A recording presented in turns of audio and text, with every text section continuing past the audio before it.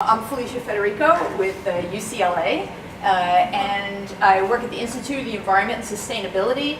I work on a lot of different types of projects and energy, water, waste issues, kind of a whole variety. And I'm just going to talk a little bit today about some thinking that I'm doing to try to kind of pull these together and see what we can learn from kind of looking at them together. So for example, you might have three somewhat similar things, and you might want to look at two of them and see what you can derive or what insights could be revealed that could sort of help the third one, right? This guy definitely needs a lot of help. And so this involves looking at similarities and differences and analogies and kind of seeing if you can, what you can learn by putting everything together. So in this case, we know that there's some differences already, but we might want to examine some other attributes.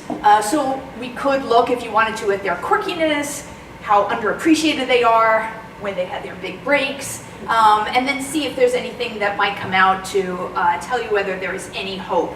But instead of doing it for these characters, instead we're going to look at some water, energy, and waste issues. And specifically, I want to look at stormwater, on the energy side, kind of looking at solar power, and because in both cases those have been wasted for quite some time, and see whether the developments in those areas can kind of tell us anything or lead us to maybe even just asking the right questions about where we're going with our waste streams. So in terms of the quirkiness in these three areas, we know that on the stormwater side, right, you've got either drought or flood, kind of hard to anticipate. For solar power, right, you only have it when the sun shines, so there's definite diurnal change. But on the waste side, there's kind of this constant generation going on. So it might, I don't know, it might be a little hard to learn something from those aspects. But certainly they've all been underappreciated, and a lot of people know about stormwater, how we've channelized our streams, we've put a lot of impervious surfaces and done a lot of other things that have really not allowed stormwater to recharge the groundwater and have wasted it for a long time. You might not know that on the renewable energy side, there's been a lot of curtailments. Oh, that went really fast. And of course, waste is wasted.